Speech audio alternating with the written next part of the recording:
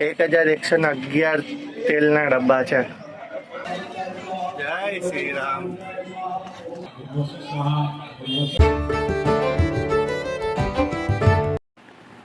Hello, good morning, જય શ્રી કૃષ્ણ બધાને. સ્વાગત છે તમારું અમારા નવા બ્લોગમાં.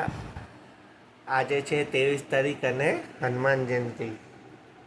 ક્યાં જવાનું છે આપણે દીકુ? ડભોડા હનુમાનને દર્શન કરવા જવાનું છે. કારણ કે ત્યાં બહુ મસ્ત રીતે હનુમાન જયંતિ ઉજવાય છે અને લગભગ 151 તેલના ડબ્બા ચડાવાય છે. તો જોઈએ આજે કઈ રીતનું અરેન્જમેન્ટ છે ત્યાં, અને તમને ત્યાં મંદિરે દર્શન બી કરાવું અને બધું બતાવું બી. તો હવે રોડ પર આવી ગયા છે, મેઇન રોડ ઉપર. National highway number 8. ડભોડા જવા માટે 2 રોડ છે. એક વેગામવાળો રોડ છે અને એક છે કિલોડાવાળો. અમે આજ અત્યારે વેગામવાળા રોડે જઈશું. લગભગ 15 થી 20 કિલોમીટર જેવું થાય છે.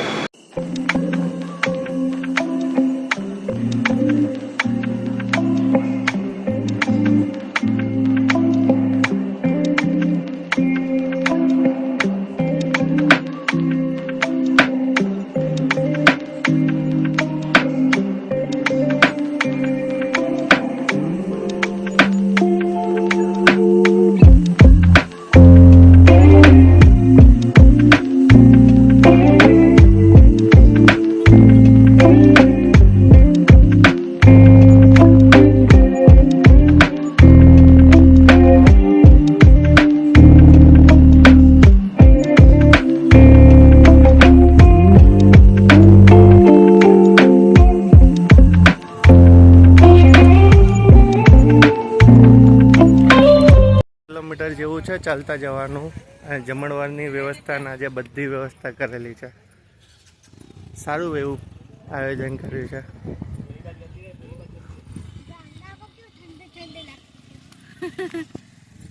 શું ઠંડુ ઠંડુ લાગે? ગામડામાં કેવું ઠંડુ ઠંડુ લાગતું હતું. ગામડામાં ઠંડુ જ લાગે ને.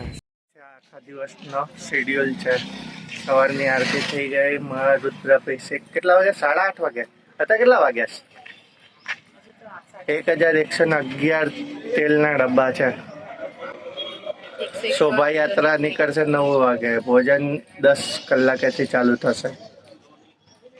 101 કિલોની કેક 12:30 વાગે કાપવામાં આવે. 151 કિલોની કેક 12:30 વાગે કાપવામાં આવશે. છાસ મળે છે.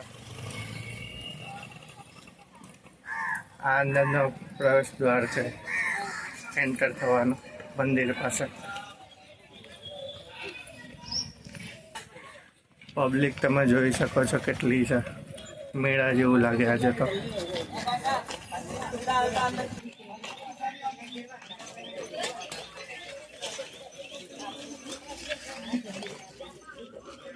માર્કેટ લાગે છે આજે તો.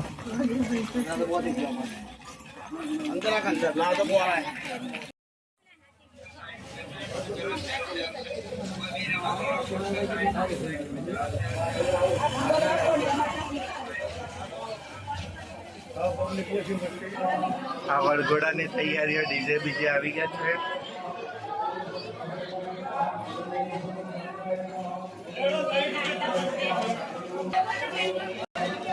જય શ્રી રામ.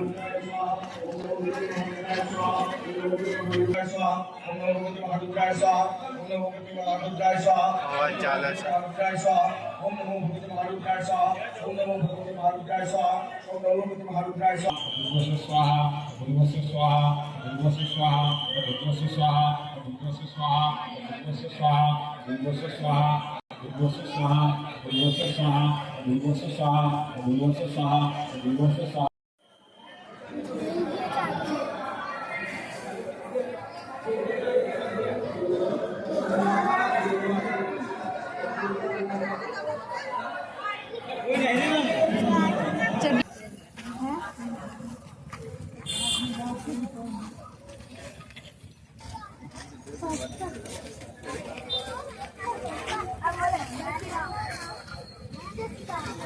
મસ્ત છે.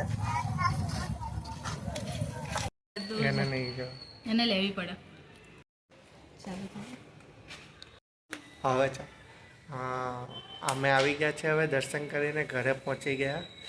અંદરનું શૂટિંગ મંદિરમાં તો ના લેવાનું કારણ કે અંદર બાઉન્સરો બહુ હતા. 2 સેકન્ડ માટે જ અમે જ ખુદ 2 સેકન્ડ માટે ઊભા રહ્યા છે. અમને બી ખાલી એક ભગવાનના આટલા દર્શન થયા અને મંદિરની બહાર કાઢી મૂક્યા. ભીડ હતી એટલા માટે. બહુ હતી. હા તો ચલો મળીએ નવા બ્લોગ સાથે. બાય ત્યાં સુધી બાય. આવજો. બાય. જય શ્રી કૃષ્ણ.